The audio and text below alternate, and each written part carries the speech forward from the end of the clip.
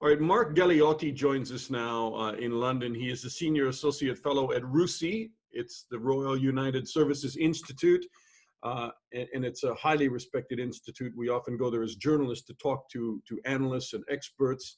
And he's also the author of a book which I need to read, which is called We Need to Talk About Putin. Mark, let's talk about Putin. Indeed. Alexei Navalny, as we speak, is in a hospital fighting for his life in Germany. Do you think he was poisoned, and by whom? Well, the first part's the easy bit. Yes, it seems almost certain that he was poisoned, and that's certainly also what we're getting actually out of Germany this morning. By whom? That's the tricky thing. We sometimes tend to think of Russia from a distance as being a totalitarianism where everything comes down from the top and Putin signs off on everything. He's actually, in many ways, a very lazy autocrat. And he's created a system whereby he often doesn't give very, very specific and explicit guidance, but sets broad areas of interest. And umpteen officials, oligarchs, and such like scurry around trying to please the boss. So what we don't know is whether or not this was actually, shall I say, a Kremlin initiated hit, and I suspect not, for reasons we can talk about if you want, or whether rather it was precisely one of these other agencies, someone who had been burned by one of Alexei Navalny's anti-corruption investigations, or feared he was going to be, or some local official who somehow thought that this is exactly what the Kremlin wanted and he would be rewarded for it. I find it hard to believe, and I think a lot of other people would too, that Alexei Navalny, who is the highest profile opposition figure in Russia, that if somebody was going to poison him, that wouldn't have to be blessed by the Kremlin. Except that, I mean, we have other examples of form. When Boris Nemtsov, again, one of the very high-profile opposition figures in Russia, was killed, literally a stone's throw from the Kremlin, that does not seem to have been approved by Putin. In fact, it created a sort of quite a stir and a storm in Moscow. But it was actually initiated by Ramzan Kadyrov, the dictator of Chechnya, who incidentally is no fan of Navalny's. There are other figures who genuinely seem to be able to act. By the way, Boris Nemtsov, for people who don't follow Russia, was the main opposition figure in Russia, extremely liberal. But at one point, he was chosen to be the successor of Boris Yeltsin, and he was a deputy prime minister, and I knew him very well. He ran for mayor in Sochi at one point to try and get a political foothold again, fighting for independence, and he was also a supporter of Ukraine. So certainly he was thought to be a foe of the Kremlin. Exactly. So I think that it's often that people feel, they assume that this is what Putin would want. And in a way, the issue becomes not whether or not the Kremlin is innocent, but it's differently guilty. There are those hits which clearly the Kremlin initiated, and there are those hits which happened because the Kremlin has created a country and a system in which actually a whole variety of different agencies do use violence, up to and including murder, and can get away with it, and the state will still have their back. I want to read a paragraph from the editorial that you wrote for the Moscow Times, because I think it's very well written, and you're a great writer, and it's very clear, but you can just tell me what you meant by it. A state that kills is a terrible thing, but its red lines can generally be observed and it can ultimately be held to account. But a state that permits a whole range of actors and interests to kill with impunity is an even more uncomfortable thing, as the red lines may be invisible, intersecting, and mobile, and the challenge of accountability is even greater. What do you mean by that?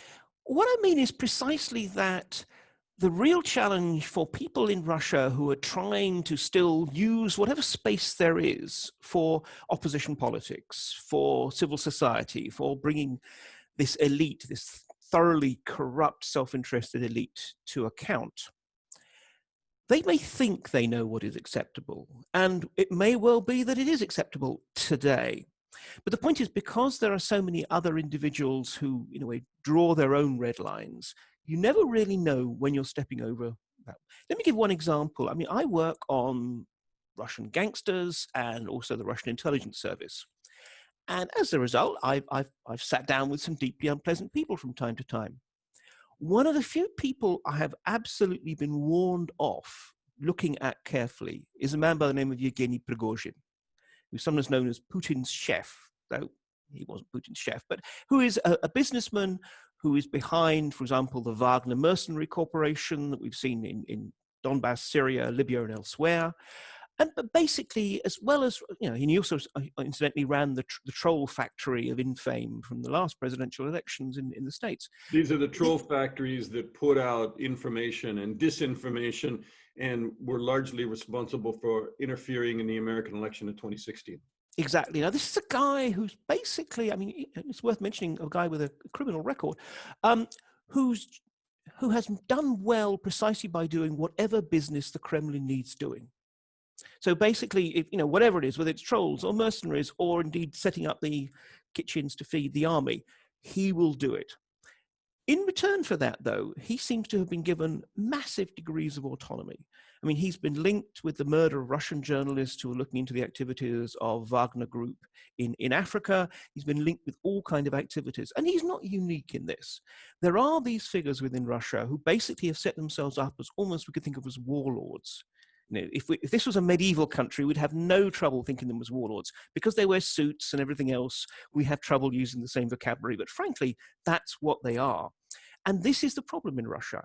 There is a vicious and sometimes murderous state, but one which is actually in some ways relatively restrained. But then there are other figures who are unrestrained and even more vicious.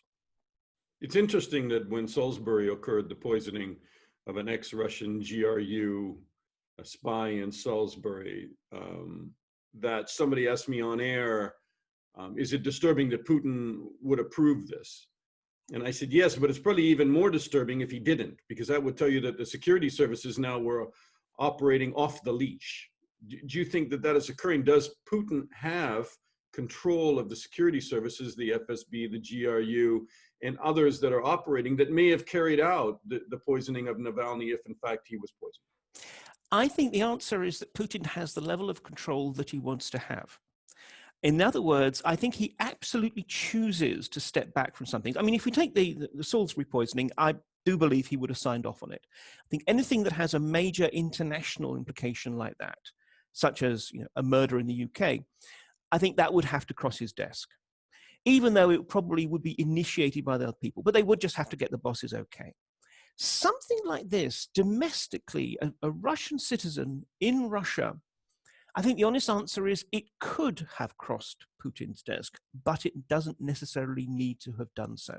I think he's willing to allow these people a lot of autonomy. And then if they mess up badly, he will punish them. If they succeed, he will reward them. But the whole nature of the Putin's regime is that he wants these people desperately competing for his favor. I mean, that is the true currency of Russia. It's not the ruble, it's not the dollar, it's Putin's favor. If you have that, you can do anything. Why do you think now? I mean, why would they go after Navalny now? Is it because of what's happening in Belarus and they fear that he is igniting potentially the same kind of fire? Well, I'll give you two answers. One of them is it could be something that's very local and very conditional. I mean, we know that he was in Tomsk in Siberia, not just meeting local activists, but also engaging in one of his exceedingly forensic anti-corruption investigations. So it might be that literally it was a local person, someone there who didn't want their grimy deals being exposed and therefore felt he had to do something about it. So that's a possibility. But the other one is, yes, you mentioned Belarus. We have this explosion of people power in Belarus. At the same time, there is a mood of dissatisfaction within Russia. We see it in Khabarovsk on the Chinese border, where for weeks now they've been protesting the arrest of their elected governor, not because they like him particularly, but because it's an example of Moscow just simply reaching in because he doesn't like the candidate. And anyway, the thing about Khabarovsk is it's not that unique or unusual a city. If it can happen in Khabarovsk, it can happen anywhere. We have local elections that are coming up in September. And Navalny in particular was championing this notion of what he called smart vote, which is essentially that people should be encouraged to vote for whichever candidate, whatever party they come from, who is most likely to displace the government's United Russia bloc. So it could be that in that situation, Navalny, who after all has generally been very, very good at knowing just how to stay on the right side of the red line, didn't notice that that line had shifted and that a new mood of concern has arisen, and they decided no. Navalny is just too charismatic, too popular, and his smart vote system is too potentially dangerous for us to continue to allow him to operate. Do you think Navalny has been removed? I mean, let's say he recovers. The question is, does a lot of these people never go back to Russia? And I would think that Alexei Navalny will try to go back because that's his raison d'etre. I mean, he wants to campaign against the Kremlin, and he has been fearless in doing so. And if he goes back, is he more empowered? Have they just created a kind of political opposition martyr of sorts? Well, that's an interesting question. I mean, Navalny himself, when he's asked, how come he's still alive, his answer is precisely, well, actually, the Kremlin realizes that I'd be more dangerous to them dead than alive. Now, we'll see. I mean, obviously, depends quite how he recovers and what his mood is, but he has indeed shown himself to be indomitable in the past. I mean, he's been arrested 13 times. His brother has been sent to prison to bring pressure to bear on him. He was almost blinded when they splashed antiseptic dye on his face. And this is his second time he's been poisoned. If he returns, I think, it does give him that additional status, and particularly, actually, and it's slightly fanciful, but if one looks at kind of Russian cultural mythology, there is something about the figure who is prepared to literally put his life and everything on the line. That becomes a very sort of powerful element. We see it in Russian folklore, in Russian history, and today. Now, I think the key other element of this is, so far, Navalny's anti-corruption and sort of anti-government movement has been very Navalny-focused, understandably. This might actually create the opportunity for a new rising generation of activists to really come into their own. And I think that's crucial, because the thing that Navalny has always lacked, not been able to properly do, is institutionalize his movement. Turn it from just simply being one guy with allies and supporters and a YouTube feed into a true national movement. This might help push things right over that edge point. It may have backfired on whoever thought they would carry this out with the approval of the Kremlin. Absolutely. I mean, to be blunt, I think the lesson that we've seen from truly successful, awful authoritarian regimes is, if you're going to do it properly. Don't take half measures. And I think the notion that Navalny would be intimidated by this is, of course, wrong. The notion that his supporters are likely to be intimidated by this is likely to prove wrong. I do think that in this respect, it was a mistake.